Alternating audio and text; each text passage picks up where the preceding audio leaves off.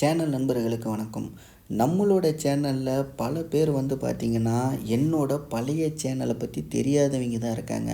ஒரு சில நண்பர்கள் மட்டும்தான் என்னோட பழைய சேனலையும் பார்த்துருக்காங்க. அந்த மாதிரி நபர்களுக்கு நான் ஆரம்பத்துலேருந்து என்னென்ன தொழில் பண்ணினேன், என்னென்ன முயற்சி பண்ணினேன், எப்படியெல்லாம் நான் தோற்றேன், எந்த மாதிரியெல்லாம் அதுலேருந்து நான் மீண்டு வந்தேன், என்னெல்லாம் நான் பண்ணினேன் அப்படிங்கிறத பற்றி ஏ டு ஜெட் அந்த சேனலில் நான் பல பதிவுகளை போட்டிருக்கேன். அந்த நபர்களுக்கு மட்டும்தான் அது தெரியுமே தவிர பல பேருக்கு தெரியாது. அதனால் என்ன பண்ணுறாங்க அப்படின்னா, நம்மளுடைய சேனல் புது நண்பர்கள் என்ன கேட்குறாங்கன்னா, நீங்கள் என்ன தொழில் பண்ணுறீங்க அப்படின்னு சொல்லிட்டு தான் கேட்குறாங்க. அதாவது நான் ஒரு பிஸ்னஸ் வீடியோ போடுறேன் அப்படின்னா, என்னோட அனுபவத்தையும் நான் அது மூலிமா கற்றுக்கிட்ட பல விஷயங்கள், வெற்றி தோல்விகளை தான் நான் உங்கள் கூட ஷேர் பண்ணிக்கிறேன். ஏன்னா நான் தொழில் பண்ணணும்னு பல முயற்சிகள் எடுத்து நான் தோக்கும்போது எல்லாமே என்னை சுற்றி இருந்த நபர்கள் எல்லாருமே என்னை டீமோட்டிவேட் தான் பண்ணாங்க. என்னால் முடியாது அப்படின்னு என்னை ரொம்பவே தாழ்ந்து தான் பேசினாங்க. அதே சமயம் என்னை ரொம்பவே மட்டம் தட்டி பேசும்போதெல்லாம் எனக்கு ரொம்ப கஷ்டமாக இருக்கும்.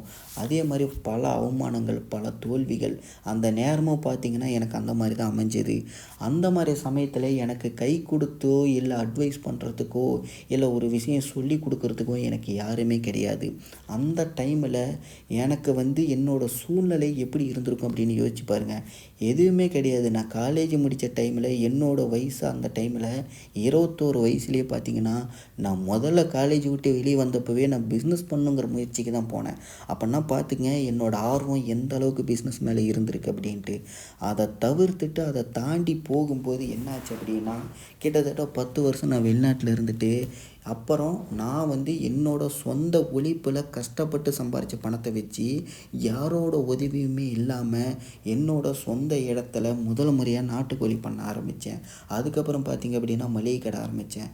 அதுக்கப்புறம் பேரலாக பார்த்திங்கன்னா ஒரு கறிக்கடையும் வாரத்துக்கு ஒரு நாள் போடுற மாதிரி பார்த்தேன். அது மட்டும் இல்லாமல் டீ கடையும் வச்சுருந்தேன்.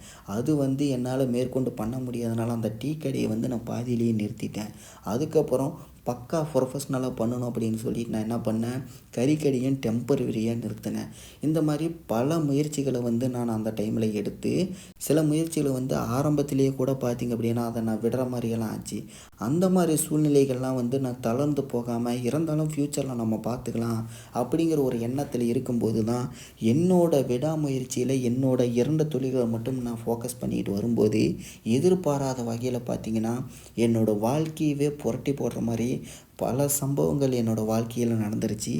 அது மூலிமா பார்த்திங்க அப்படின்னா பல இழப்புகளையே நான் சந்தித்தேன். சொல்லப்போனால் நான் செத்து கூட பொழைச்சேன். ஏன்னா அந்தளவுக்கு பார்த்திங்கன்னா நான் ரொம்ப மன உளைச்சலையும் எல்லாத்தையுமே இழந்து மிகப்பெரிய துரோகத்துக்கு ஆளாகி கிட்டத்தட்ட நான் தற்கொலை பண்ணி செத்துடலாம் அப்படிங்கிற நிலைமைக்கெல்லாம் நான் போயிட்டு அதிலிருந்து மீண்டு அந்த ஊரே வேணாம் அப்படின்னு சொல்லிட்டு தான் அந்த பிஸ்னஸை மாற்றிக்கிட்டு நான் சென்னைக்கு போய் கடைசியாக பார்த்திங்கன்னா அங்கேயும் பல விஷயங்களில் தோற்று, ஏன்னா பல துரோகங்கள் அங்கேயும் பார்த்திங்கன்னா ஏற்பட்டது.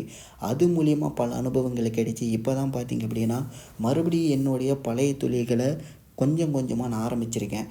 அதனால் நம்மளுடைய புதிய சேனல் நண்பர்கள் என்றைக்குமே ஒரு விஷயத்தை மைண்டில் வச்சுக்கோங்க. நான் எப்படியெல்லாம் தோற்றுருக்கேன், என்னோடய முயற்சிகள் எந்த அளவுக்கு இருக்குது அப்படிங்கிறத நீங்கள் தெரிஞ்சுக்கணும். அப்படின்னா என்னுடைய பழைய சேனல் உழைப்பு உயர்வு அஃபிஷியல் அப்படிங்கிற பேரில் தான் சேனலே நான் வச்சுருக்கேன். அந்த பேரை டைப் பண்ணி கூகுளில் சர்ச் பண்ணாலும் சரி இல்லை யூடியூப்பில் சர்ச் பண்ணாலும் சரி, நான் என்னென்ன வீடியோஸ் போட்டிருக்கேன், நான் என்னென்ன தொழில் பண்ணினேன் கிட்டத்தட்ட 5 வருஷமாக அப்படிங்கிற டீட்டெயில் எல்லாத்தையுமே நீங்கள் தெரிஞ்சுக்கலாம். அது மூலிமா பார்த்திங்கன்னா என்னோடய எக்ஸ்பீரியன்ஸ் நீங்கள் தெரிஞ்சுக்கலாம்.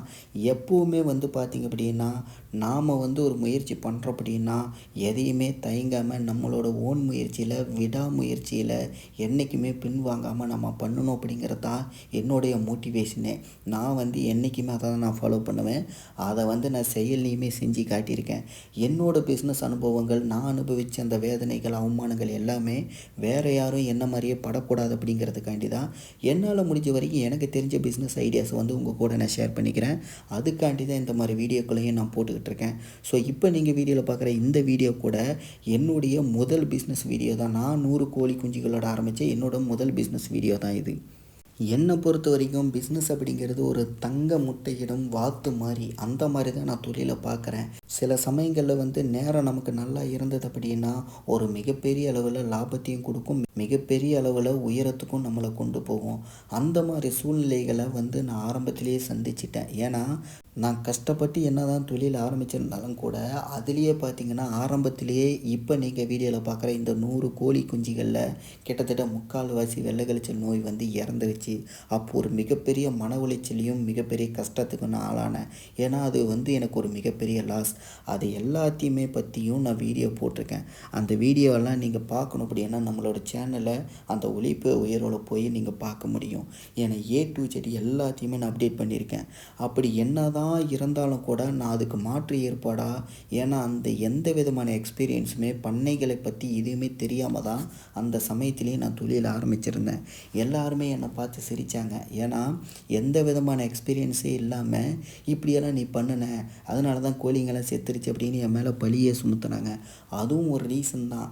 ஏன்னா நமக்கு வந்து முன்னெச்சரிக்கையாக முன்னேற்பாடுகளை எப்படி பண்ணணும் அப்படிங்கிறது பல விஷயங்கள் நான் வந்து அப்போ தெரிஞ்சிக்கல, எனக்கு தெரியல.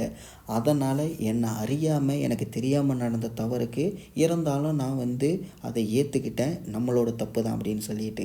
அப்போ அதுக்கு மாற்று ஏற்பாடு இதுக்கு மேலே நம்ம பண்ணையில் இந்த மாதிரி நோய்களால் நம்ம பண்ணையில் எந்த விதமான இழப்புகளுமே வரக்கூடாது அப்படின்னு சொல்லிட்டு அன்னைக்கு நான் முடிவு பண்ணினது. அதுக்கப்புறம் இந்த மாதிரி நோய்கள் வந்து என்னுடைய கோழிகள் எதுவுமே இறக்கவே இல்லை. அந்தளவுக்கு அதுக்கான தேவை என்ன, எந்த அளவுக்கு கரெக்டாக பார்த்துக்கணும் அப்படின்ட்டு சில விஷயங்களை நான் கற்றுக்கிட்டேன். அதை கடைசி வரைக்குமே ஃபாலோ பண்ணேன். ஏன் இப்போ வரைக்குமே நான் ஃபாலோ பண்ணிக்கிட்டு இருக்கேன். என் பண்ணையில் நோயினால் இறந்த கோழிகள் அப்படின்னு சொல்லிட்டு எதுவுமே கிடையாது. அந்த அளவுக்கு பர்ஃபெக்ஷனாக நான் வந்து அதை கற்றுக்கிட்டேன். அந்த அளவுக்கு வந்து எனக்கு ஒரு மிகப்பெரிய ஒரு இழப்பு வந்து எனக்கு கற்றுக் கொடுத்துருக்கு. இந்த மாதிரி தான் நம்ம எல்லா தொழிலையுமே ஒரு சில விஷயங்கள், ஒரு சில நேரங்கள், ஒரு சில சமயங்களில் நம்ம இழந்தால் தான், நமக்கு ஒரு இழப்பு நடந்தால் மட்டும்தான், சில லாபம் நஷ்டங்கள் வந்து நம்ம கண்ணுக்கு முன்னாடி பார்த்தா மட்டும்தான் நமக்கு ஒரு விஷயத்தை கற்றுக்க முடியும். முக்கியமாக லாபங்கிறத விட நஷ்டம், கஷ்டம் இந்த மாதிரி ஒரு சில விஷயங்கள் கண்டிப்பாக நம்ம ஃபேஸ் பண்ணால் மட்டும்தான் அவமானம் இது எல்லாமே நம்மளை வந்து ஒரு நேர்த்தியான ஒரு பாதையில் கொண்டு போகும். அதே மாதிரி சில விஷயங்களை வந்து நேர்மையான ரூட்டில் நம்மளை சிந்திக்கவும் வைக்கும். அது மூலிமா பார்த்திங்க அப்படின்னா நம்ம தொழிலும் மென்மேலும் சிறப்பான முறையில் நம்ம பண்ண ஆரம்பிப்போம். அது வந்து நமக்கு ஒரு மிகப்பெரிய சக்ஸஸையும் கொடுக்கும் அப்படிங்கிறது தான் என்னோடய எக்ஸ்பீரியன்ஸ், நான் கற்றுக்கிட்டது. அதை தான் பார்த்திங்கன்னா பல வீடியோக்களில் நான் சொல்லியிருக்கேன். அதை வந்து நிறைய பேருக்கு தெரியாதனால தான் முதல்ல நீங்கள் என்ன பிஸ்னஸ் பண்ணுறீங்க அப்படின்னு சொல்லிட்டு ஒரு சிலர் வந்து ரூடாகவும் என்கிட்ட பேசியிருக்காங்க. அப்படி பேசின நபர்கள் எல்லாருக்குமே வந்து என்னோட அந்த வீடியோக்கள் பார்த்தா மட்டும்தான் அவங்களுக்கு வந்து நான் என்ன தொழில் பண்ணுறேன் அப்படின்னு சொல்லிட்டு தெரியும்.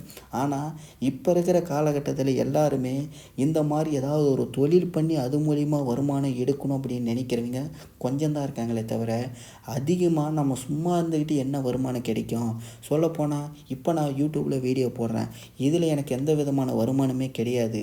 ஆனால் ஒரு காலத்தில் யூடியூப்பில் நானே நல்லா வருமானத்தை சம்பாரிச்சிக்கிட்டு இருந்தவன் தான்.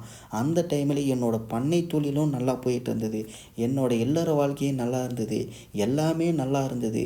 ஒரு துரோகத்தால் மொத்தமும் என்னை விட்டு போயிடுச்சு, எல்லாமே மாறிடுச்சு.